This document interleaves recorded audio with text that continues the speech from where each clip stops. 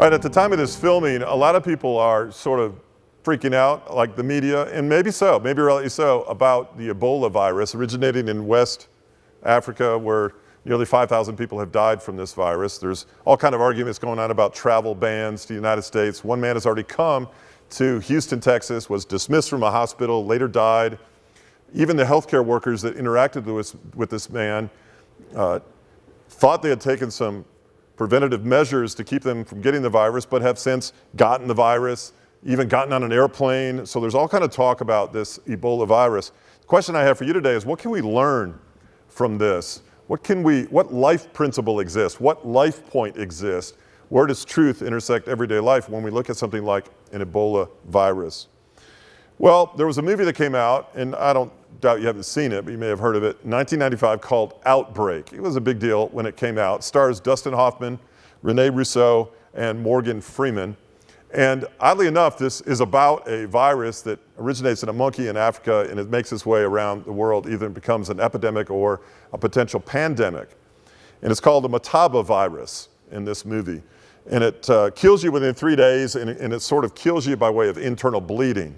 So there's this big crisis from these, and even military intervention in this movie, as how the United States government is going to protect its citizens from the Mataba virus, and how scientists are going to come up with an antibody for it.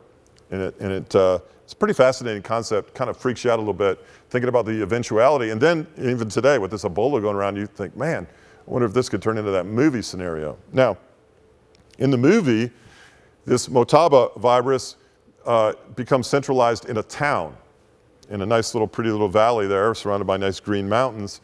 And there's a conversation going on. If the antibodies can't be produced, if the original patient zero, or the monkey that originated this thing, can't produce an antibody, they're going to have to use an incendiary bomb that's going to incinerate this virus, and they're going to have to kill their fellow Americans for the sake of the rest of the country and even the world. So this is pretty serious. So fast forward to 2014, we're not in 1995 anymore, in Fantasyland in Hollywood. Now we're in the real world, and there's this debate going on about Ebola and what to do about it. What's the principle? Well, Old Testament-wise, the Jews, the Israelites, were riddled with potential threats of disease. They were told not to take plunder away from other towns for fear they're going to bring back a sexually transmitted disease. The Old Testament version of AIDS. When AIDS came out, there was this almost hysteria about catching it or not understanding how it's transmitted, and the whole dynamic there. And AIDS going everywhere, and scientists are trying to figure it all out. Old Testament was that way. Even the Israelites were told how to clean what they had and where to go to the bathroom to prevent disease from affecting them as a people, and eventually the seed of Christ, which is within these Israelites. So there's a lot of discussion right now about how Ebola is passed through fluids, passed through, is it eventually airborne dynamic? So this is the idea, but what's the principle? Let's get off the physical illness for a minute. We transmit to one another in our culture freely, too freely, I would add, philosophies, ideologies, mindsets, opinions, relativism, moral relativism, political correctness, new faiths, new religions, false religions. We transmit and exchange these things like they're nothing in our culture. We have gotten ourselves to the point where we lack the discernment to block the transmission of these ideologies without thinking. We've become a people who don't think. And philosophically and ideologically, we exchange these things and we adopt them, we accept them, we become infected with them without discerning and testing what it is we've come to newly believe.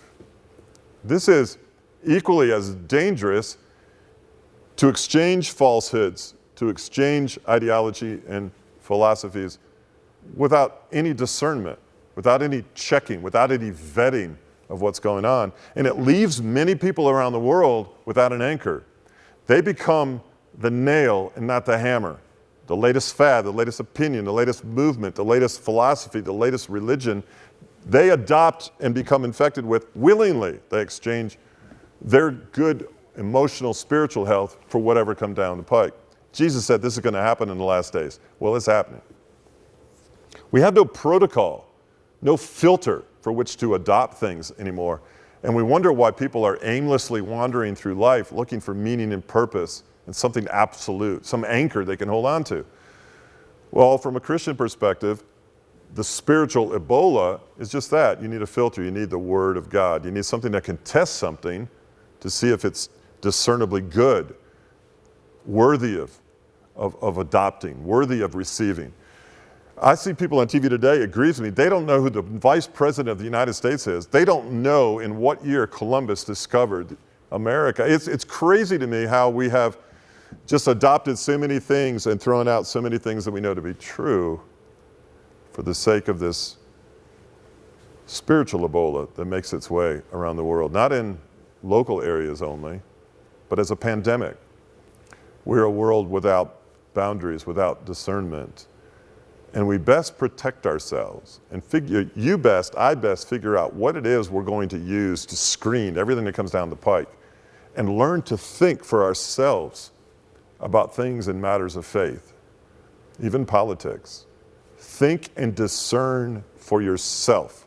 It's part of what we're trying to get at in Life Points, is to help you become a thinker, an educated, rational, logical thinker before we just adopt anything, any disease, any philosophy that comes down the pike. There's your life point, Ebola. We can learn something from it.